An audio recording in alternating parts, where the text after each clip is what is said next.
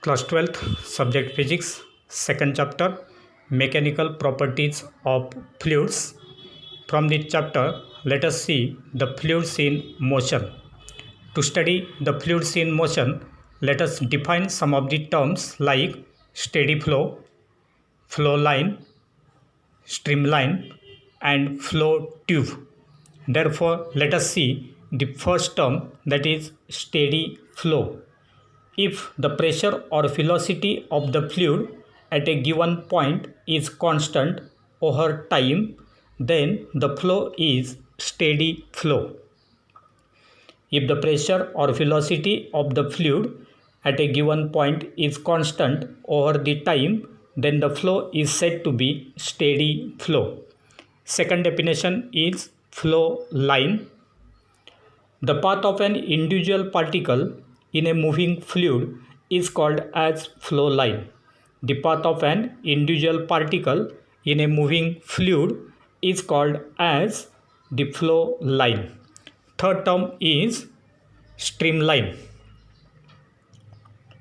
A curve whose tangent at any point in the flow is in the direction of the velocity of the flow at that point is called as streamline. A curve whose tangent at any point in the flow is in the direction of velocity of the flow at that point is called as streamline. So for a steady flow, the streamline and flow line are similar. Now let us go for next term, that is fourth term, flow tube. What is that flow tube? An imaginary bundle of flow lines bounded by an imaginary wall is called as flow tube. An imaginary bundle of flow lines bounded by an imaginary wall is called as flow tube. Now let us consider the different types of flow, that is streamline flow and turbulent flow. So in the first diagram, the flow of oil is shown. It is streamline flow because the different layers of oil will move with very small velocity, and so that they will move parallel to each other. While in the second diagram, there is flow of water in which the different layers of water are moving in different directions. Therefore, they will get mixed with each other, and hence it is turbulent flow. Now, what is actually difference between the streamline flow and turbulent flow? Let us see it. In case of streamline flow, the smooth flow of a fluid with velocity smaller than critical velocity is called as streamline or laminar flow. While in case of turbulent flow, the irregular and unsteady flow of a fluid when its velocity increases beyond critical velocity is called as turbulent flow. In case of streamline flow, the velocity of a fluid at a given point is always constant, while in case of turbulent flow, the velocity of the fluid at a given point is not constant. In case of streamline flow, two streamlines can never intersect, that is cross each other, that is they are always parallel.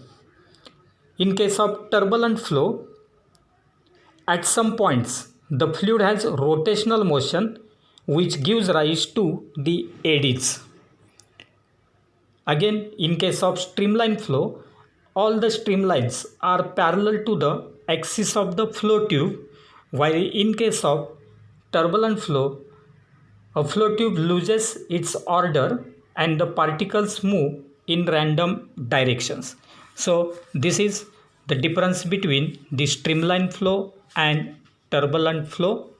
If some quantity of oil is split on the tiles, then it will move with very small velocity, so that it is streamline flow.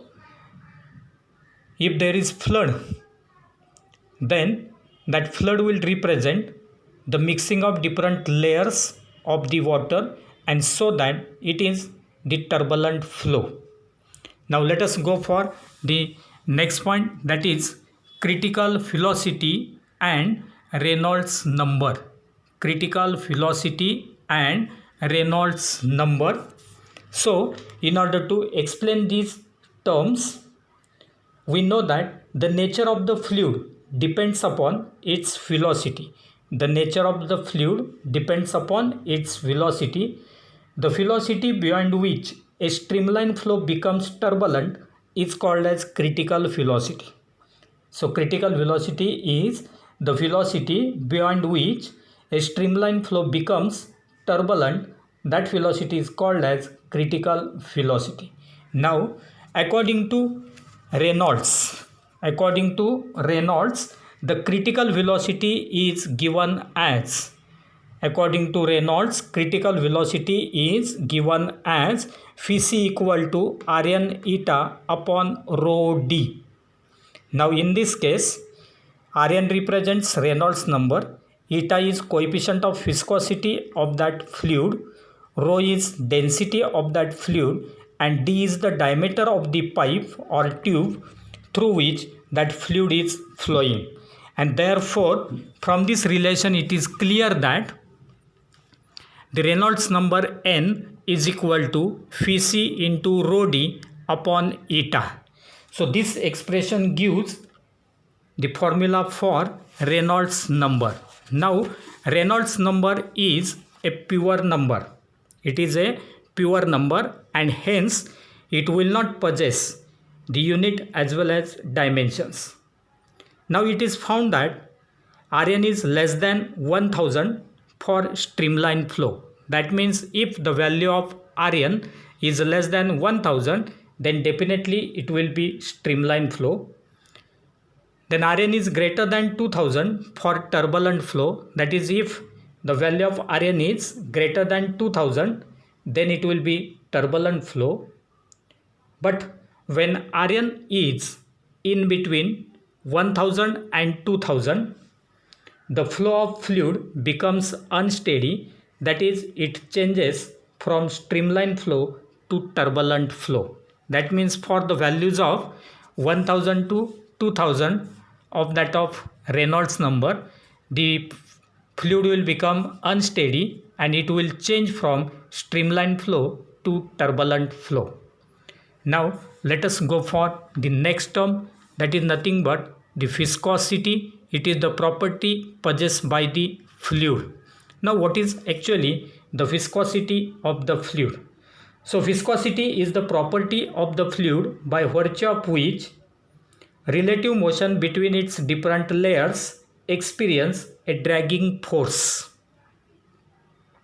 Viscosity is the property of the fluid by virtue of which the relative motion between its different layers experience a dragging force, and this dragging force is called as viscous drag or viscous force. So in order to explain this term, let us consider a fluid with stationary layer. This will be the bottommost layer which is at rest. So this is the stationary layer. As we go up from the stationary layer, then the velocity of the different layers will go on increasing. Let us consider a layer with velocity phi and which is at a distance x from this stationary layer. Then above this layer, the velocity will be increased for different layers, and below this layer there will be decrease in the velocity, and therefore below this there is a layer whose velocity is phi minus dv, which lies at a distance equal to x minus dx from the stationary layer. Similarly, above this layer there is another layer whose velocity is phi plus dv and which is lying at a distance equal to x plus dx from the stationary layer. That means if you consider any two successive layers of this fluid, then there is change in velocity dv and the change in distance dx, and therefore from this we can define one important term which is called as velocity gradient. Velocity gradient. the rate of change of velocity, that is dv, with respect to distance, that is dx, measured from a stationary layer is called as the velocity gradient, and therefore this velocity gradient is given as dv by dx. Now, according to Newton's law of viscosity, for a streamline flow, the viscous force F acting on the layer of the fluid is directly proportional to area A of the layer and the velocity gradient dv by dx. That means from this it is clear that from this Newton's law of viscosity, this is the viscous force F which is acting on this layer of the area A, and therefore this viscous force will be directly proportional to area A of the layer as well as the velocity gradient dv by dx, and therefore we can write F proportional to A dv by dx, that is F is equal to eta A dv by dx, where eta is nothing but the constant of proportionality, which is called as coefficient of viscosity for that fluid, and therefore eta will be equal to F upon A dv by dx. So this relation gives the coefficient of viscosity eta of that given fluid, and therefore from this relation, if A is unity, that is the area of that layer is 1, that is unity, dv by dx, that is velocity gradient, is unity, that is equal to 1, then eta will be equal to F. So from this relation, if A is equal to 1, dv by dx is equal to 1, then eta will be equal to F, and therefore the coefficient of viscosity is defined as eta is defined as the viscous force acting per unit area per unit velocity gradient. The viscous force acting per unit area per unit velocity gradient, and therefore the SI unit, if you consider SI unit of this coefficient of viscosity eta, it comes to be Newton second per meter square, and its CGS unit will be Dyne second per centimeter square, which is called as poise. So it is termed as poise, and therefore its SI unit is Newton second per meter square, CGS unit is poise, and they are related as 1 Newton second per meter square will be equal to 10 poise.